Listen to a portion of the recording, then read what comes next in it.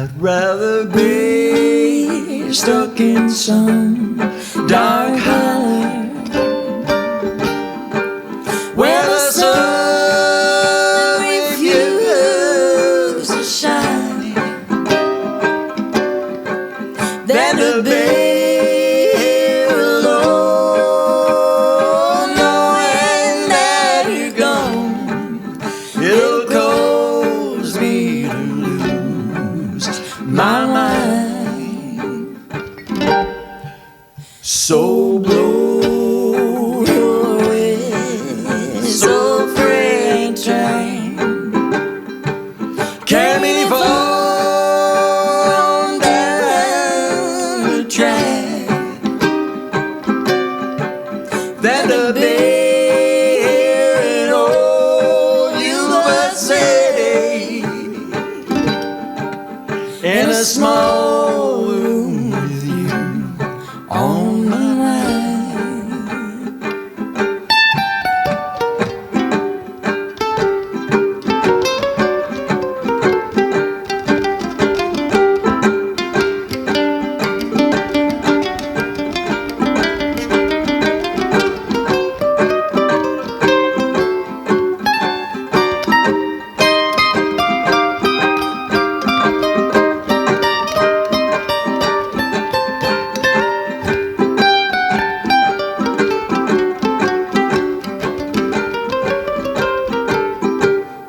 I'd rather be stuck in some dark hollow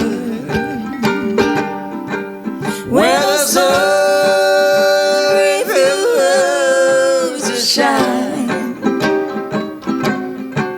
than to be here alone, knowing that you're gone. It'll cause me to lose my mind.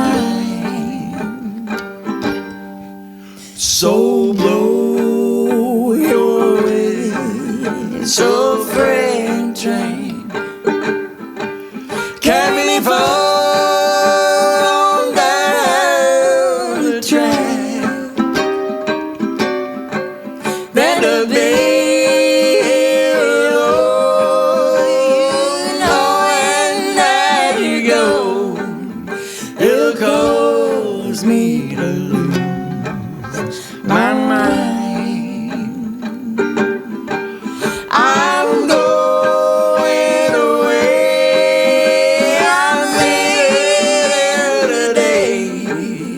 I'm going, but I ain't coming back.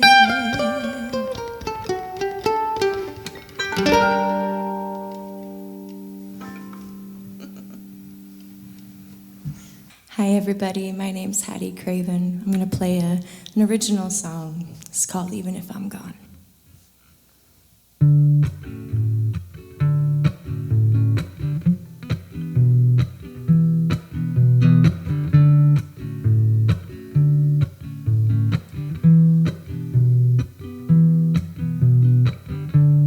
I just thought I would come to say goodbye. But before I go, I want you to know,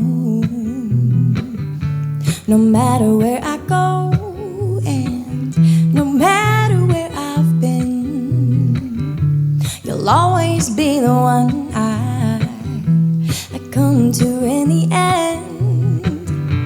And I just want to thank you, my friend, and I will always be your helping hand, even if I'm gone. Do-do-do-do. Do-do-do-do. Do-do-do-do. And now it's time for me to go. Just look up at the sky and I'll be passing by. And I don't know when I'll be back, but you'll be the first to know. I just gotta leave here. It may be a couple years, but I just want to thank you, my friend, and I will always be your helping hand, even if I'm 1,000 miles away, and even if I'm gone. Do-do-do. Do-do-do.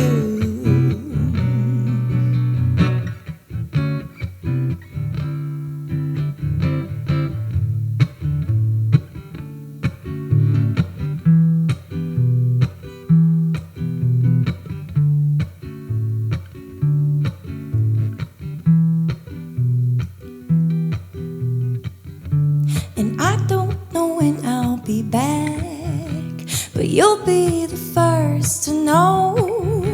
I just gotta leave here. It may be a couple years, and I just want to thank you, my friend, and I will always be your helping hand, and even if I'm 1,000 miles away, and even if I'm gone.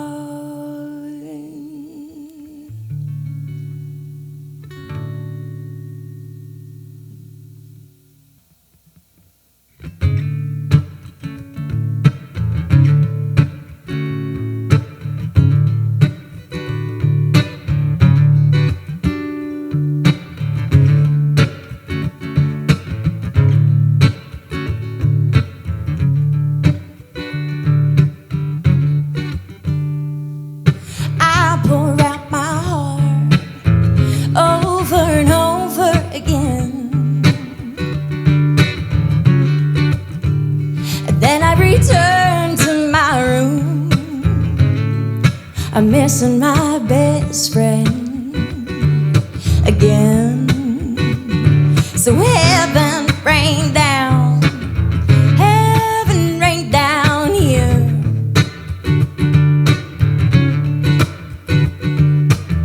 Need to fill my cup, I'm missing my sweet love here.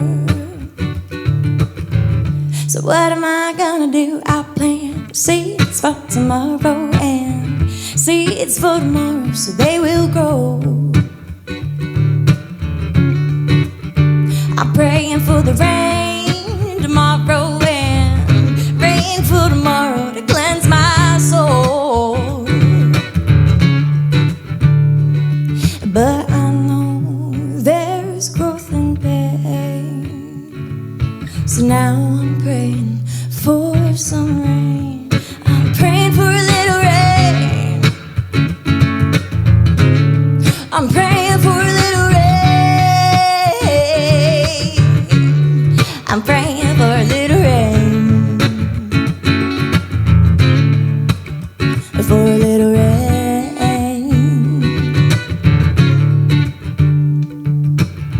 I'm in love with Mary Jane. She is my main thing. She makes me feel alright. She makes my heart sing. And when I'm feeling low, she comes as no surprise. Turns me on with her love, takes me to paradise. Oh, do you love me, Mary Jane? Don't you play no games. I said, oh, do you, do you, do you, do you, do you, do you? Now do you think you love me, Mary Jane? Don't you play no games. Whoa, whoa.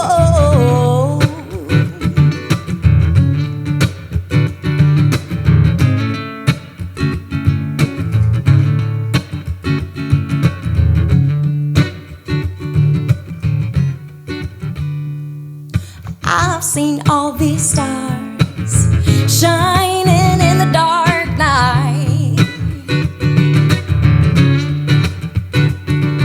And they're all beautiful, but I'm dying for sunlight. Well, I'm growing and I'm changing and I'm fighting and I'm praying for you. There's no reason for complaining when the breeze is slowly blowing through.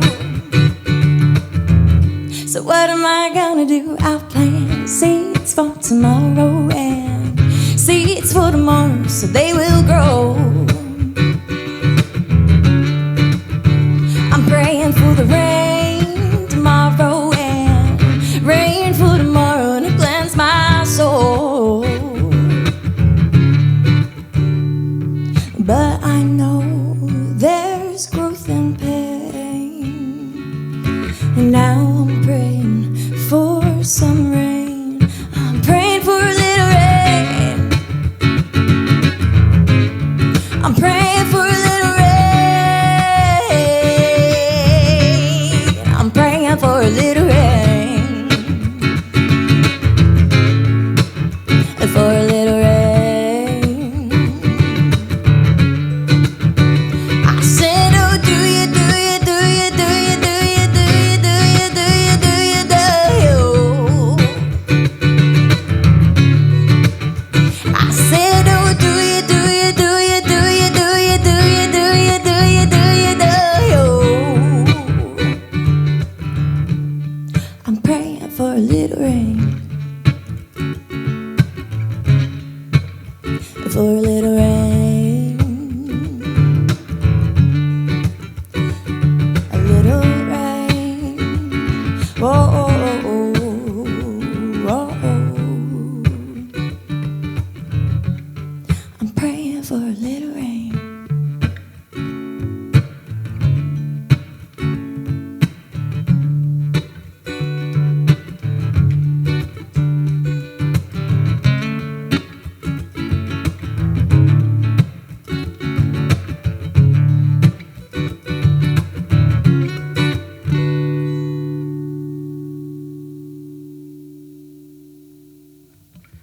Hi, I'm Hattie. I'm Joe, and we're the Cravens. Cravens. All right. Yeah, so how long have you guys been doing music? So I am about to turn 24 and I have grown up going to music festivals and concerts and watching my dad play music my entire life. And even before she could see it, And- she was listening to it in utero. Yeah, I was having my own little disco party in mom's tummy. Right. So I grew up watching him and then growing up in these communities that I've been lucky enough to be surrounded by. It's just been so much of my life. I just can't imagine doing anything else. Yeah. And so you say growing up in a a musician household, right? Kind of inspiring. You're like, yep, this is it. Yeah. And Yeah. Singing since I could talk, and then started playing instruments a little bit later on, but singing has always been my love. And I think humbly from my perspective, it's been inspiration, but it's also been giving her permission and validation. And I think that's a great thing for any parent to do with their kids, is to give them those two things, whether the adults, whether the parents play music or not. for those in the community that haven't gone to a show, how would you describe your sound? well, to start, we have a no genre left behind policy. So, take it as you will. Indeed, indeed. Yes. We love spontaneity. Right. We love throwing new things at each other and seeing if the other one catches it. Right. I am at my artistic best when I don't know what I'm doing. That's when the magic happens. It's really fun and it's challenging and fun and validating to go off script. I had the opportunity to play with a wonderful musician, David Lindley, years ago, and his motto was, "Rehearsal is for cowards." Yes.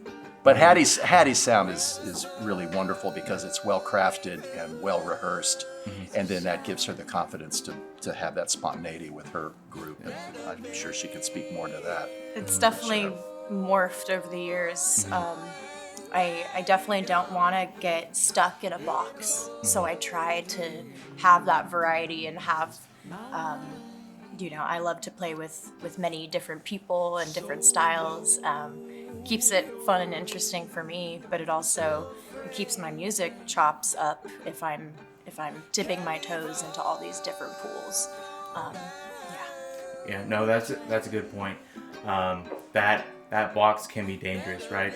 And once you're in that box, they expect it. So if you go like beyond that or outside, kind of, I don't know. In my experience, there's some people like that's not them, and it's like, yeah. Well, one of my favorite things of listening to other people is they don't sound like anyone else, but you can hear their influences. You're like, oh, there's this moment where, oh my gosh, you sounded just like Billie Holiday, or you just sounded like Joni Mitchell, and it's so fun for me to hear that in other people, and then have people come up to me and to say the same thing to me. Oh, I heard Amy Winehouse in you, which Amy Winehouse has been one of my biggest inspirations over the years. Just her unique style, her unique choice of songs and lyrics and melodies. And, when I listen to Amy Winehouse, who's one of my heroes, and you can hear her in my own music, she sounds like Billie Holiday, she sounds like Frank Sinatra,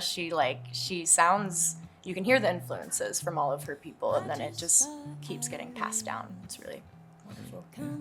So, how do you think your music has evolved since you first started?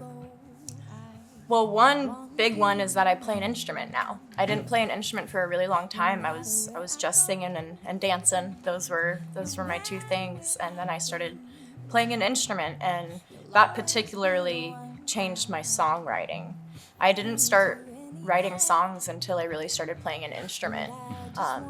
And within my own songwriting journey, that has just changed and evolved so much within that as well. But definitely the music that I listen to definitely influences me to go in different directions. And I've also been playing with a lot more people than I used to. And it keeps me on my toes. I really have to use my listening ears and be paying attention, because music's a conversation. And I don't know what they're gonna throw at me, so I have to kind of just be ready for whatever's gonna come my way. And that's a skill that I didn't have in the beginning. So that's something that has changed and evolved over time that I'm very grateful for. I love it when artists reinvent themselves. Yeah. It's echoing back a little bit to what we were just talking about expectations. I love the idea too that if you introduce new ideas to your audience, it follows this tenet of, if you lower your expectations, you broaden your horizons. Yeah. Which is a pretty provocative thought, but when you think about it, if you have expectations, it's that comfort food thing. And if you can move away from that, and I think Hattie has done this really well, there's an excitement with the audience of like staying open to just what they're comfortable with, that they already love about Hattie. Hattie's going to bring new things to the table with that kind of mindset. So yeah, it's very cool. That's a perfect segue. You mentioned writing songs and all that stuff. So what's kind of that process look like when you just like, okay, I'm gonna go ahead and sit down and start writing, or it just comes natural? That has changed over the years, and my outlook on it has also changed. I wanted to be writing songs kind of in my earlier years, and I would sit down and say, okay, I'm going to write a song. That never really worked for me. That's not how my brain was gonna write these songs. really what it is when inspiration hits, and sometimes that's one line, like one line of a lyric or a melody that I like hear. And honestly, it happens when I'm like running late somewhere or I have to go to bed because I have to wake up the next morning, but the song is like coming to me and I'm like, if I don't capture it now, I'm not going to capture it later. So I got to kind of sit down and take advantage of that inspiration when it does hit, because I go through phases where I'm in a really good writing phase. I'm writing for a few months and then it kind of stops. Inspiration doesn't come around. And so I have my, not necessarily writer's block, but more of just the roller coasters and ups and downs of the phases of being inspired and not so much inspired. And the song chooses when it's ready to come out. So even when I do sit down and say, okay, I really need to write some songs, it never ends up being what I hope it's gonna be. So I gotta take advantage of when those moments of inspiration hits. It's not the pursuit of happiness. It's the happiness of pursuit. Yeah. It's definitely. Yeah. Yeah. So is there any song that stands out, or it's your favorite? You don't have to say favorite, but yeah. Yeah. One of the songs that I played earlier, it was my first time trying to write a song from someone else's perspective, which is a really interesting thing because you feel disconnected from it. You're just telling a story. You maybe haven't embodied these feelings in what you're writing about. But then halfway through that process, I realize, well, these words are coming from somewhere. So obviously I have some sort of connection with what I'm writing or what this person is feeling and you know, the perspective that I'm writing the song in.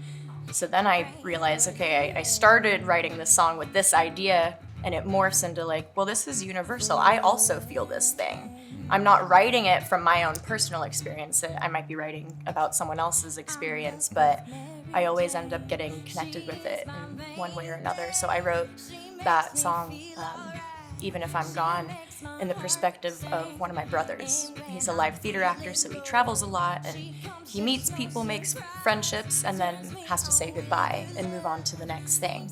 So he's meeting people, but then there's always a goodbye that comes with it. So I wanted to write a song about saying, you know, thank you for everything you've done. I'm always gonna be here, whether I'm physically here or even if I'm gone, if I'm 1,000 miles away, I'll always be here. I feel that too. It's about those bittersweet goodbyes. We've all had them, and I wanted to write a song about it, but it was easier to start that process by writing it in someone else's perspective.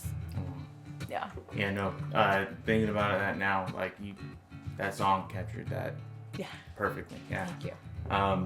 So we heard that you recently played at the Levitt series in Calusa. You want to share a little bit about that experience? Yes. So I played with my dear friend John Paul Hodge. I think it was in 2023, and we played in Calusa, and it, you know, growing up around communities of people coming together through music has been such a prominent thing in my life, and to see so many places doing that and seeing these small towns where it's like, it feels like the whole town has come out and the whole town is here celebrating and enjoying their time. You know, there were so many families there, which I always love when kids are there enjoying the music too, because it reminds me of what my parents did for me, and it brings me so much joy seeing a community, seeing a city, a town come together through music, or it doesn't even have to be music, just art in general.